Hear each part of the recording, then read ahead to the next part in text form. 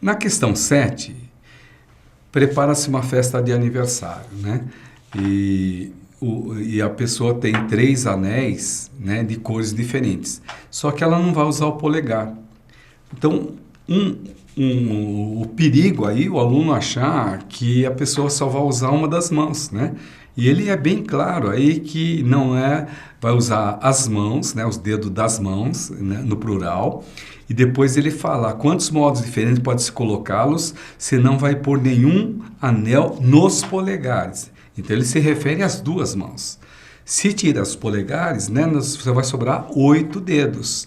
E aí você usa uma regra simples, né? Quer dizer, para o primeiro anel você tem 8 possibilidades, para o segundo anel 7 e para o terceiro anel você vai ter 6. Né? Como vai usar um anel em cada dedo, né? O produto aí é 8 vezes 7 vezes 6. Vocês chegariam em 336 maneiras, né, que a pessoa poderia, né, colocar os anéis aí, certinho? É uma questão, né, relativamente fácil também, né? Só tomar cuidado que tem que considerar os 8 dedos e não 4, né? Na questão 9, né, 8, desculpa, né? Aí ele fala lá daquelas equações que a gente sempre chama a atenção de vocês. Se tem uma equação com 2 incógnitas, são necessárias 2 equações. Uma equação sozinha, né, só é possível resolver quando você tem os valores de x como sendo números naturais, né? Porque aí você tem um dado a mais. Então, você poderia ou isolar o x ou isolar o y e fazer uma análise, né, jogando os valores possíveis aí, né? Então, se você isolar o x, você vai encontrar 4y sobre 5 menos y, uma fração. 4y no numerador, 5 menos y no denominador. Aí você começa a atribuir valores. E aí você vai atribuir, né, x igual a 0, você vai obter o y igual a 0, ou joga o y, obtém o x, tanto faz, né? Aí depois você vai ter uma outra solução que é 1 para x, 1 para y. A terceira solução, 6 para x, 3 para y e 16 para x e 4 para y. Então teria que ser, né, na base da substituição mesmo, né? Isso a gente já comentou isso com vocês, que quando falta uma equação e os números são naturais, vocês devem conseguir uma expressão que vocês possam analisar substituindo valores, né? Então são 4 alternativas: 0, 0, 1, 1, né? 6 e 3 e 16 e 4, certo? No item B é a mesma coisa, só que com uma outra historinha, né? Você tem ali as 2 irmãs Ana e Marta, né? E tem que montar a equação, que é a soma, subtraindo a diferença entre o que cada uma receberia, mas o produto é igual a 100. Novamente, uma equação com 2 variáveis.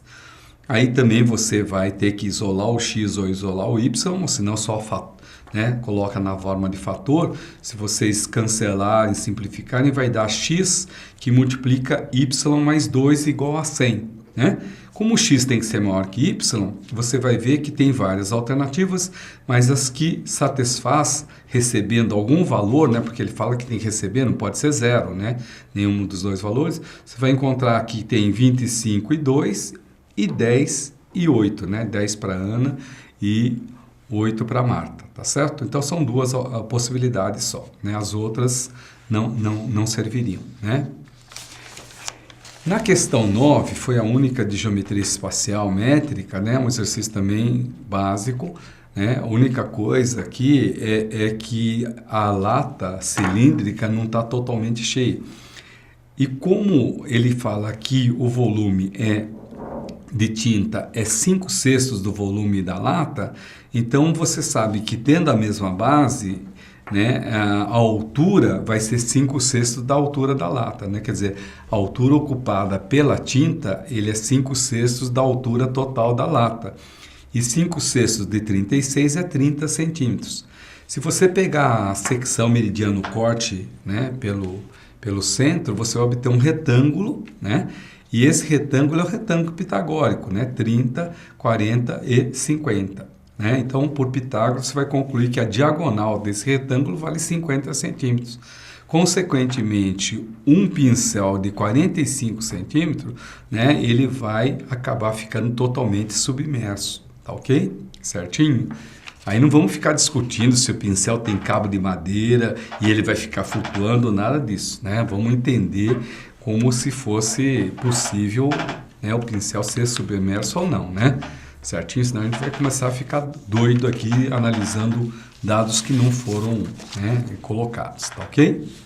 E a última questão, que talvez fosse a questão um pouco mais específica, né, que sobre números complexos, né, você tem duas maneiras de você resolver, porque ele fala que a soma de dois números é 10 e o produto é 40. Então você pode escrever A mais B igual a 10 e A vezes B 40, montando um sistema que, ao ser resolvido, você cai numa equação de segundo grau. Ou você já pode resolver pela equação de segundo grau direto, né? Você sabe que uma equação de segundo grau, o menos B sobre A é a soma das raízes e C sobre A é o produto. Então, você poderia montar uma equação direta assim, 1x², né? 1 no coeficiente do A, 1x² é igual a menos 10x, porque a soma é 10, mais 40, que o produto é 40. Aí você cai numa equação de segundo grau, que é x2 menos 10x mais 40. Aí você calcula o delta, né? O delta vai dar negativo, aí você tem que substituir o menos por i ao quadrado e você vai resolver e vai encontrar 5 mais ou menos raiz de 15 vezes i, né? São as duas raízes imaginárias, tá ok? E por sinal, duas raízes conjugadas, como era de esperar, né, que saísse aqui, porque os coeficientes são reais. Como ele garante aí que ele está no plano Argand de Gauss, né, você assinalar os afixos, pontos geométricos que representa esses dois números, você vai encontrar um ponto A, né, no primeiro quadrante, com coordenadas 5 e raiz de 15, e outro ponto no quarto quadrante com 5 e menos raiz de 15, né, porque é conjugado, está na mesma vertical. Então era só representar isso no plano, né, no item B, tá certo? E aí ele pede, inclusive no item C, para você calcular a área do triângulo formado com a origem e os dois afixos.